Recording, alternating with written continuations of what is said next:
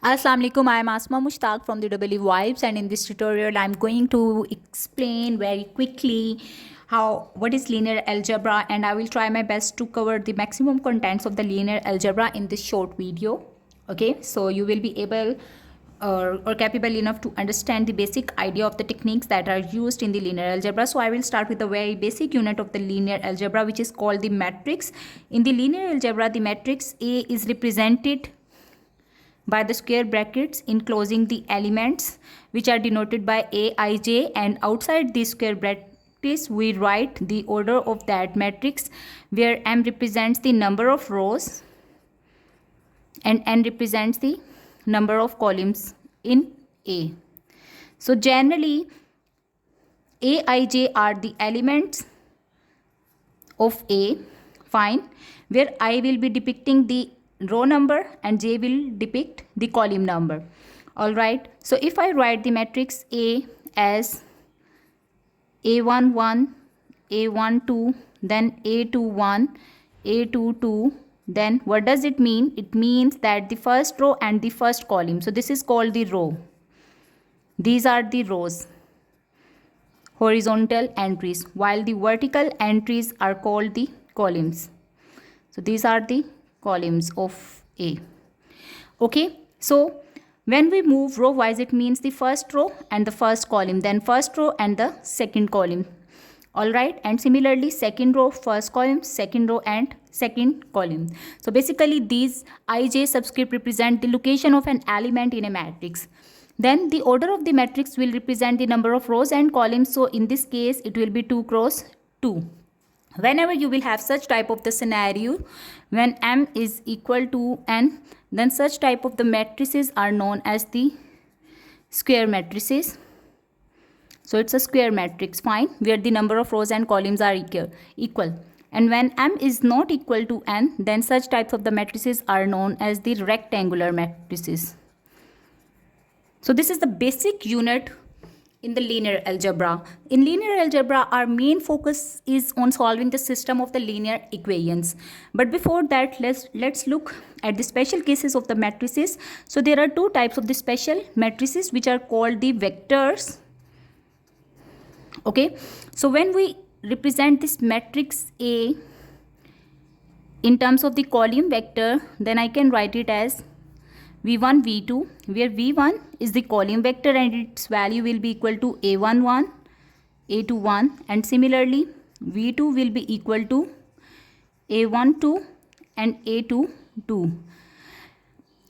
Also I can represent the same matrix in terms of the row vectors. So in case of the row vectors, the matrix A can be written as r1 and r2, while r1 is equal to a11, a12, and r2 will be equal to a21 and a22. Alright.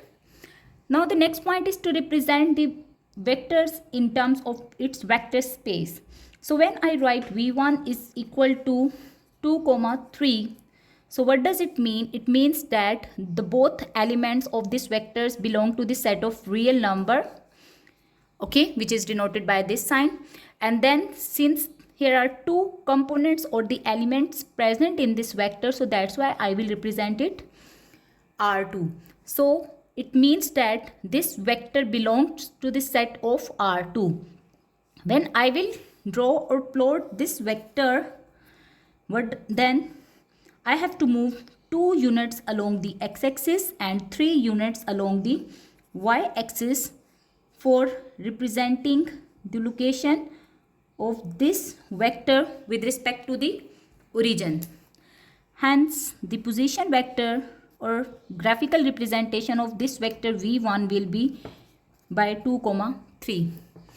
And when we have another vector v2 whose components are 1, 2, and 3, then the first thing that you will write it belongs to the set of real numbers again, but now here you can notice 3 components are present, so that's why you will write it as r3. All right, For the graphical representation of this vector, what I will do, you have to take three axes now, which are represented by x, y and z. Okay, so 1 unit along the x-axis, 2 units along the y-axis. This will give you a plane representation of this vector. So if I plot or represent, so it will be giving you a plane, this shaded area, and this will be the point so far 1 and 2. Okay, so this vector can be represented just like over here. Now I have to uplift this vector in along the z-axis, so that's why I will uplift it 1, 2 and 3 units along. So when you will give it a height to this point, it becomes 1, 2, 3. So far it was 1, 2, but when you uplifted it and you represented it with the origin, it becomes 1, 2, 3. So this is the vector v2 in R3 or in 3D. Moving to next, let's see how we can solve this system of the linear equations. The purpose of studying the linear algebra is basically to implement or model our mathematical or real life problems into the linear system problems. So considering that we have a system of linear equations which is represented as x plus y is equal to 3 and then 2x plus 3y is equal to 6. By solving the system of the linear equations, we mean that we are looking for the unknown parameters. So what will be the value of x and y, so that these two equations are satisfied. One way is to look at these two equations as the linear equations, and let's just find or plot them. So when x plus y is equal to 3, this is the first equation. Let's first plot this equation. If y is equal to 0, then x is equal to 3. So first we substitute one variable equal to 0 and find the value of another variable. Similarly, if x is equal to 0, then y will be equal to 3. Now, if I plot it, so this is x-axis and here is the y-axis. So when y is equal to 0, x is equal to 3 is this point. And when x is equal to 0, y is 3, this point. So this is the plot of the first linear equation. These actually give us the point of intersection in this way. Now for the second equation, what you have, 2x plus 3y is equal to 6. If x is equal to 0, so when you substitute x is equal to 0, you will get the y-intercept, and 3y is equal to 6 gives you y is equal to 2. And when y is equal to 0, then 2x is equal to 6. So this gives you x is equal to 3. So when x is equal to 0, y is equal to 2. So you will get this point. And when y is equal to 0, x is equal to 3, this point. Alright, so this is the plot of the second equation. Now look, the point of intersection of these two equations, which is actually this point, and if you remember, the value of this point is x-axis is equal to 3 while y is equal to 0, is the solution of this equation. And since these two lines are intersecting at only one point, they will never ever meet again. So that's why this is the solution of this linear system.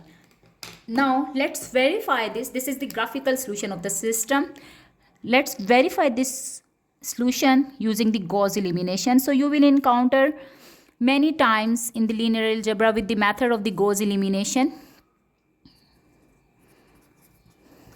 In the Gauss elimination, the first step is to convert the system of linear equations in the augmented form. So first write the augmented form. In the augmented form, you have to write down the coefficient of these variables on one side in the same order, like xy, then 1, 1, then 2, 3. And then you have to write the straight line bar, and then the next step is to write these vector, which is b in this case. Okay, So basically this is the system Ax is equal to b. The next step is to solve or convert this system into the upper triangular form.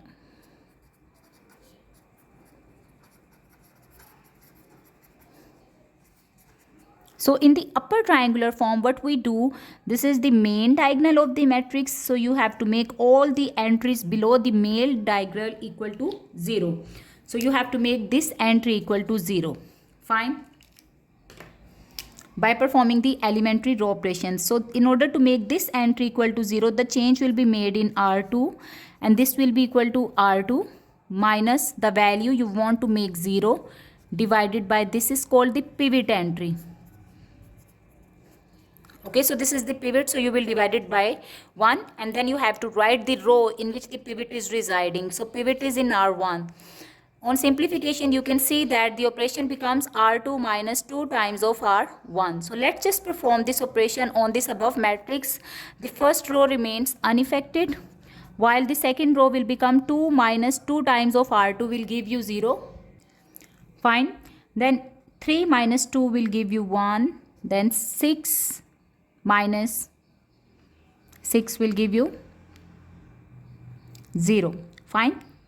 Because 6 minus 3 times of 2 will give you 0. So in this case, you can see that the above matrix has been converted into the upper triangular form. The next step, which is the third step, is called the back substitution.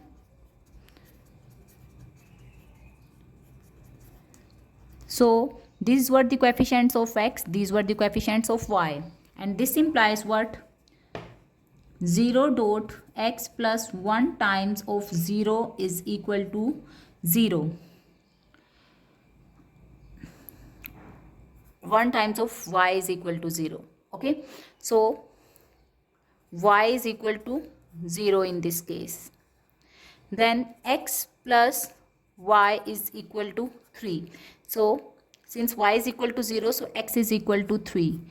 And if you write in the form of a vector, so x and y will have the values 3, 0, which is exactly equal to what we determined graphically.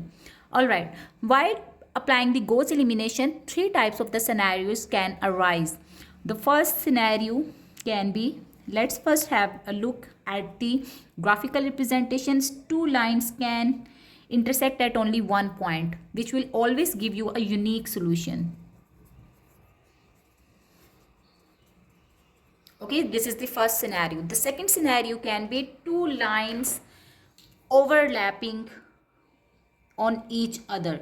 So in such cases, 2 lines totally coincide on each other, which gives us infinite solutions or infinite solutions.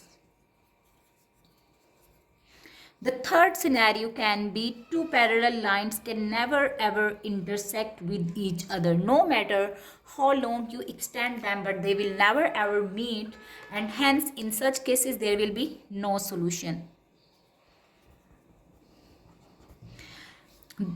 This is based on the graphical information. And in case of the Gauss elimination, what type of the scenarios can be?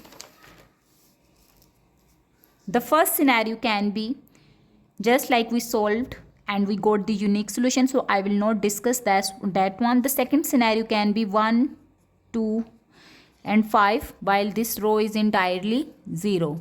So when you will perform the back substitution, you will get x plus 2y is equal to 5. Now x will be equal to 5 minus 2y.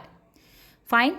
In this case, y will be called the free variable, which means we can assign any value to y from the set of real numbers. So y will belong to the set of real numbers, while x will be called the basic variable. Why? Because its value depends on the choice of y. So this will be basic variable. So whenever you will have a free variable in the representation of the equations, then you will always get the infinite solutions, because you can assign any value to y, and in this way you can obtain infinite values of x, hence infinite solution. So if y is equal to 1 in this case, so x is equal to 5 minus 2 into 1, which is equal to 5 minus 2 gives you 3. So this is the first value of x and y, which says that x should be equal to 3 given that y is equal to 1. And if y is equal to 2, then x becomes 5 minus 4, which is equal to 1. So if x and y in this case becomes 1 and 2. Hence you can see that we can generate multiple values of x and y giving infinite solutions. The other or the last case where you will have no solution can be a case when you are getting 1, 2, while here is 5, let it be. But what will happen over here? 0, 0 and 3. Some non-zero value appears over here while the entire row is equal to 0. So which means 0 times of x plus 0 times of y is giving you 3, which is never ever possible, because whenever something is 0, no matter whatever the value you assign to x and y, their 0 multiple can never generate some non-zero value. Okay, so if in Gauss elimination such type of the case arises, then no solution exists. So these are the 3 things that you should always remember. Okay. Now, if you want to get the idea of quickly when the solution of the system exists or not, so you can find the determinant of that particular matrix. So 1, 2, 3, 4 is a matrix. Okay.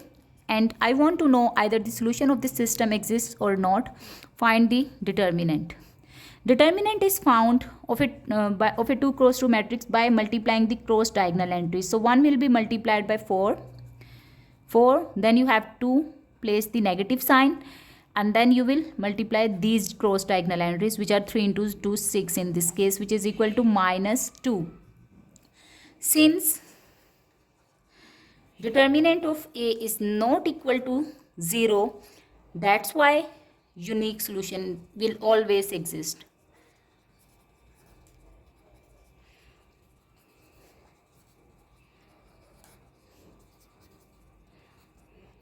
Okay, and if determinant of A is equal to 0, then 2 types of the scenarios can arise.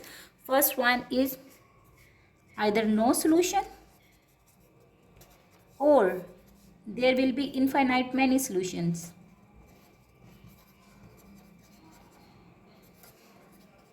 Hence you can decide when the solution of the system exists or not.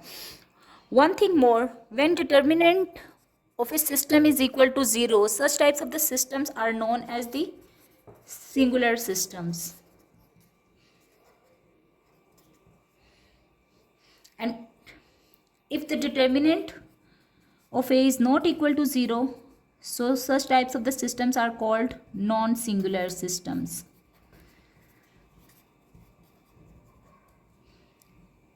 Okay. We can also use the Gauss elimination method for finding the inverse of a matrix, and before that we should know what is the definition of an inverse of a matrix. So inverse of a matrix is a matrix such that A inverse A or A into A inverse should always give us an identity matrix of the same order. So inverse of a matrix of the square order always exists, fine, or it may not exist. If the determinant is not equal to 0, if A determinant is equal to 0, then no inverse exists. But if determinant of A is not equal to 0, then there will be an inverse. So A inverse exists. Okay. Also, whenever you will have the solution of the system existent, so such types of the systems will call the consistent systems. Consistent systems are those when the solution of the system exists.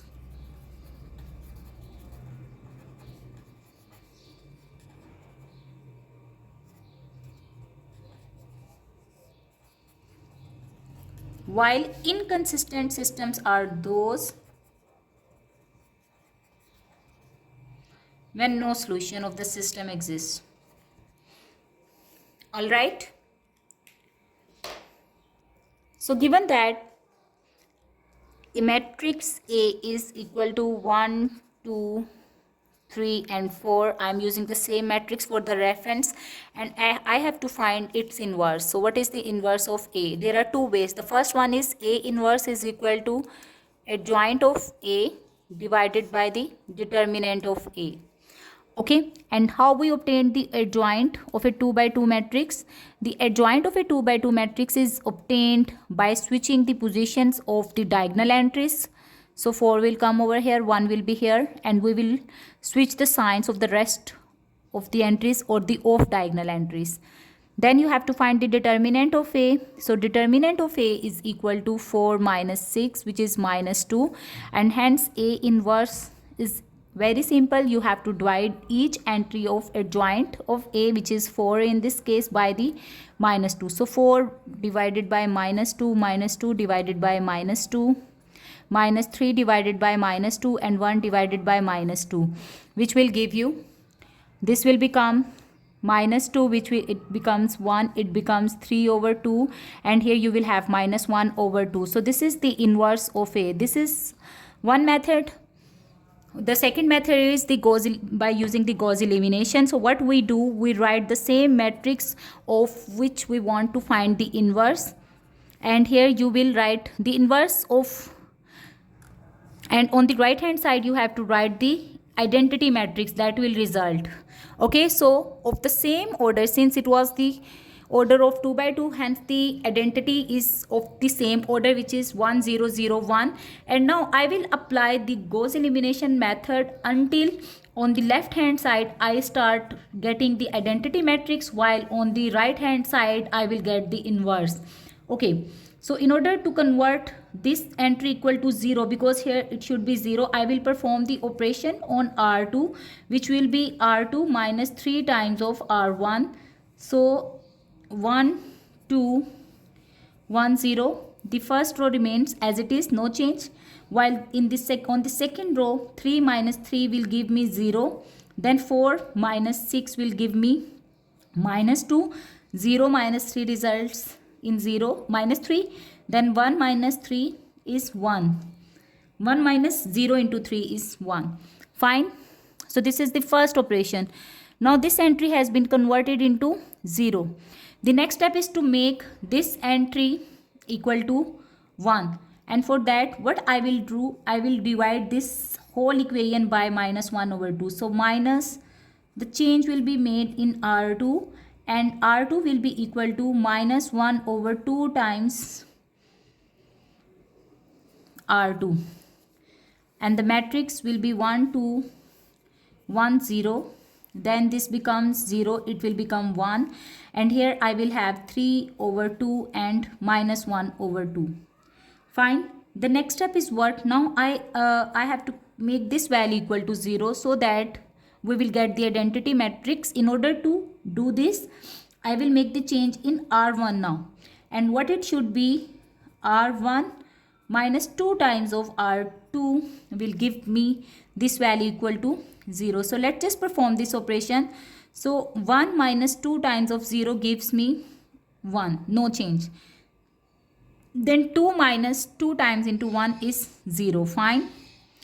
Then 1 minus 3 into 2 times of this. So let's just simplify it. It becomes 1 minus 3, which is equal to minus 2. Hence you will have minus 2 right over here. Okay. And then R1 minus, so minus 0 minus 2 times minus 1 over 2. So this 2 will be cancelled with this 2 and becomes 1. So here you will have 1. And in the remaining side you will get what?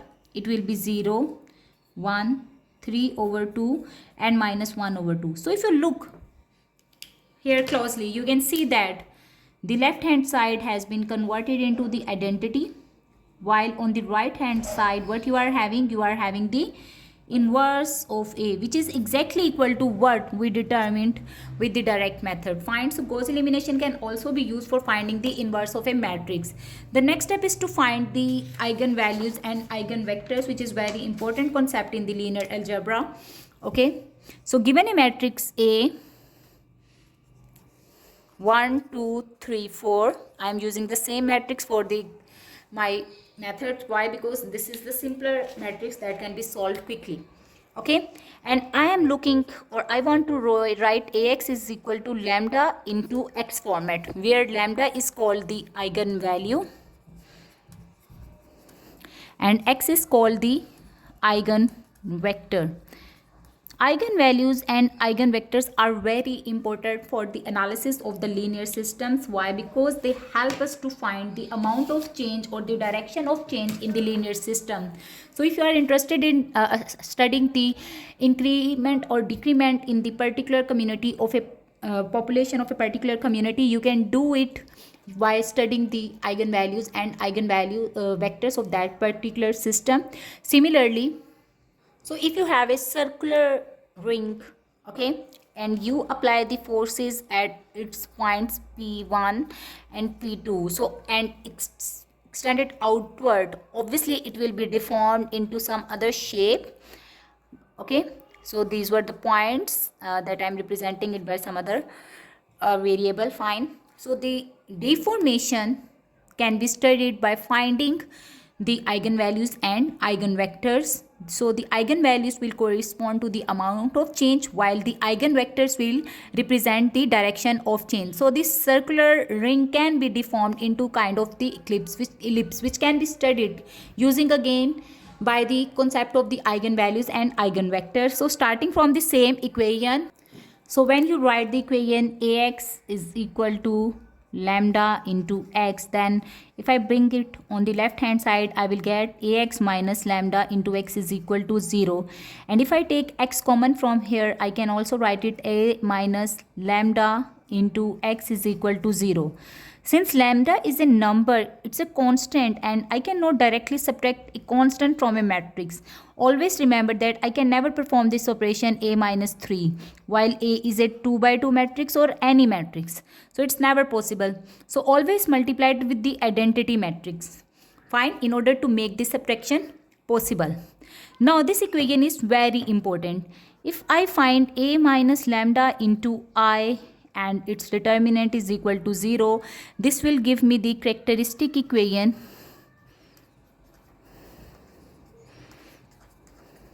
of a system. And if I find the roots of this particular equation, this will give me the eigenvalues.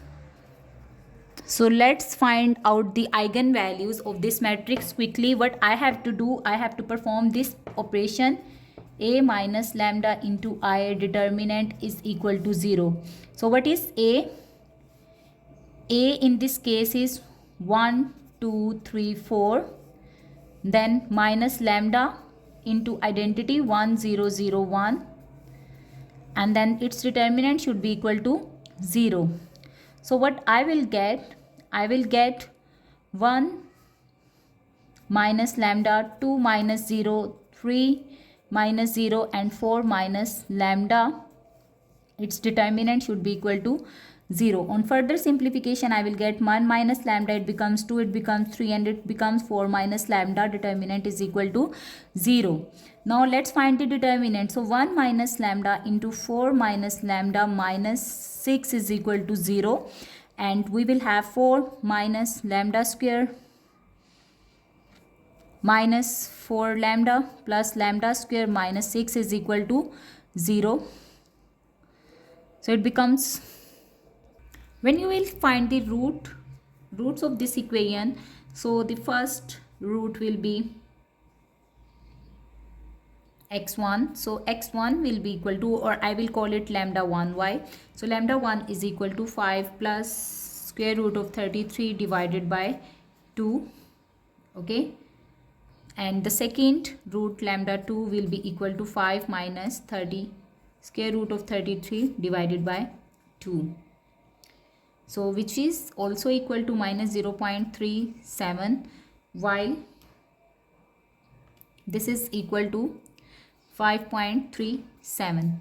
Okay, lambda 1 and lambda 2. So these are two distinct and real roots. Corresponding to these two eigenvalues, we can find the eigenvectors by substituting the value of lambda 1 in the first equation, which is a minus lambda into I into x equal to 0. So from here you will get the first eigenvector lambda 1, and similarly then you will solve it for the second eigenvalue, which is lambda 2, and you will get the second eigenvector. All right. Okay, so what I will do now, I have written the augmented form of this matrix, and I just use the equation a minus lambda into I into x is equal to 0. And for lambda 1 is equal to 5.37, I have substituted the value of the lambda in the above matrix, and after that I got this matrix. Now I will apply the Gauss elimination for finding the roots or the components of the vector or eigenvector. So on simplification, I just perform the Gauss elimination, and I got 0 over here. Let's simplify it. So it becomes minus 1.37 plus 3 over 4.37 into 2. Let's simplify it and see what happens. So that is also approximately equal to 0. Fine. And I got what? The first value that I will get from the back substitution, minus 4.37 x1 plus 2 times of x2 should be equal to 0. And from here 4.37 times of x1 plus, on simplification of this system, we will get the first eigenvector having the components x1 and x2 whose values are 0.45 and 1. So this is the first eigenvector. Let me mark it by capital X1. Similarly, for the second eigenvalue, you can substitute the value lambda 2. Okay, and then you can apply the Gauss elimination for solving the system of the linear equations. One thing you should always remember, that the eigenvectors corresponding to distinct eigenvalues are linearly independent. So lambda 1 and lambda 2 are two different values. Okay, so let me call it a1 and a2. Then the corresponding eigenvectors x1 and x2 will always be linearly independent.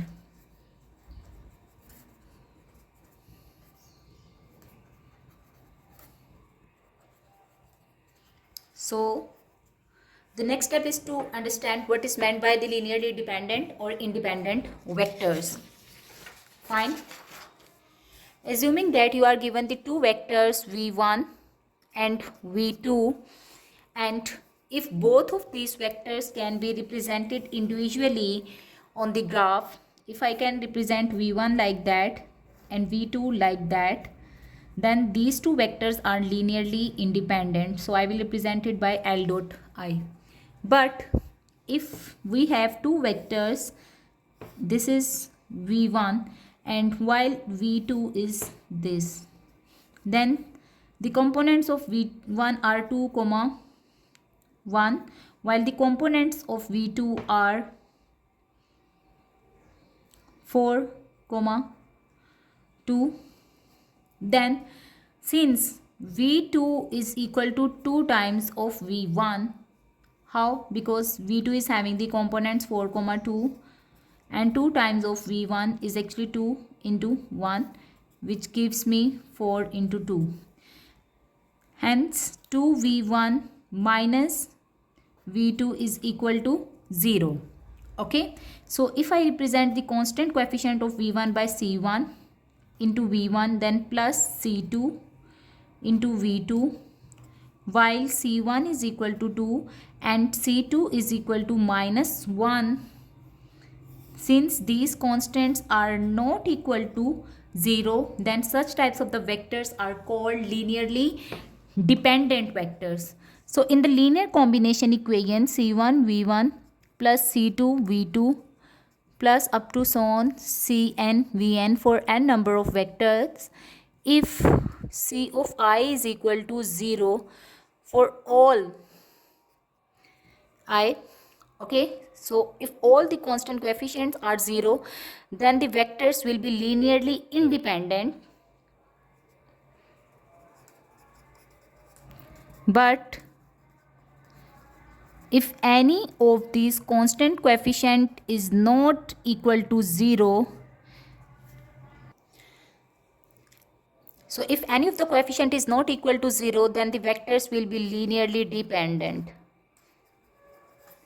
So the first step is to write the linear combination equation and then to find the constants of this linear combination equation. And if any of these constant coefficient is not equal to 0, then you can decide the vectors are linearly dependent or not. Okay, so let me give an example. Let's assume that v1 is vector 1 2, while v2 is equal to 3 comma 5, and then I will write the linear combination equation c1 v1 plus c2 v2 is equal to 0 or not.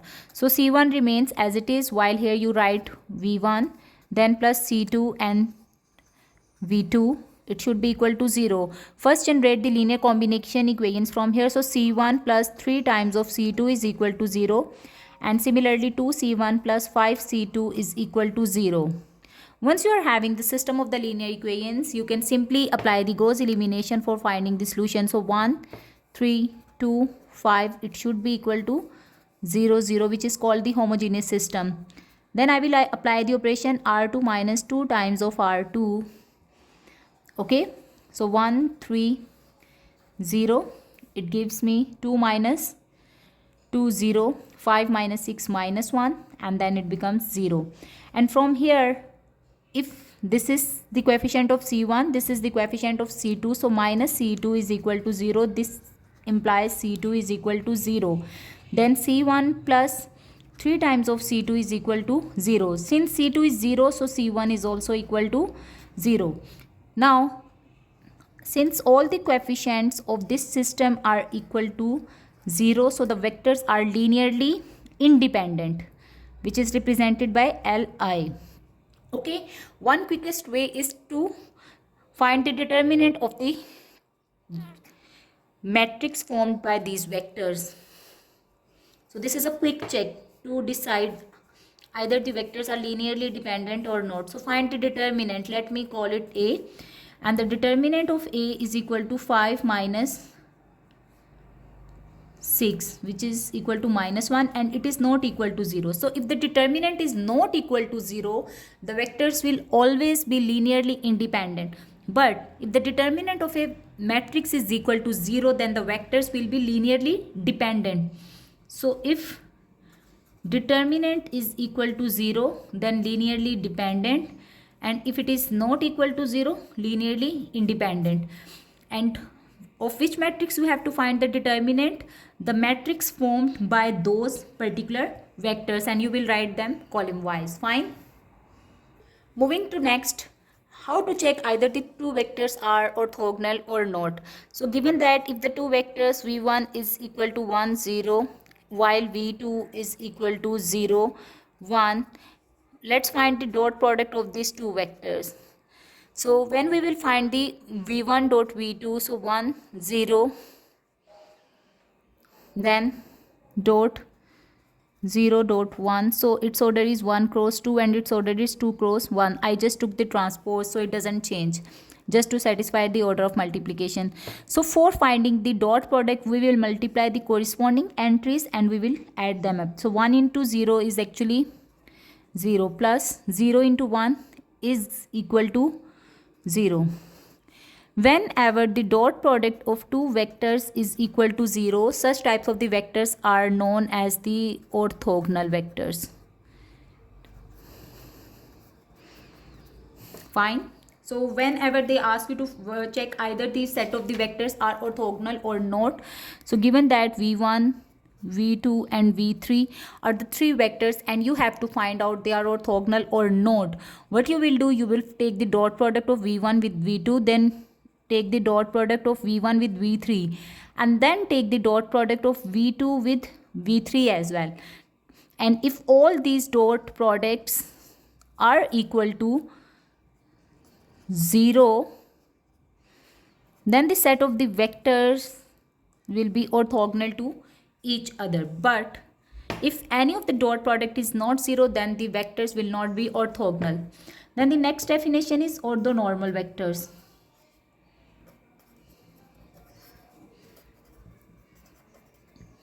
Okay, so for the orthogonal vectors, the vectors dot product should be equal to 0, as well as their magnitude should be equal to 1. So these are the two conditions for the vectors to be orthonormal vectors. Fine. So let's find the magnitude of a vector. Magnitude of a vector is found by taking the square and adding up all the elements. So 1 square plus 0 square, and then take the square root of it. So it becomes 1 plus 0, which is equal to square root of 1, which is 1. Similarly, v2 is equal to 0 square plus 1 square, which is equal to 1. Since both these vectors are having the dot product is equal to 0, as well as their magnitude is equal to 1, so that's why they are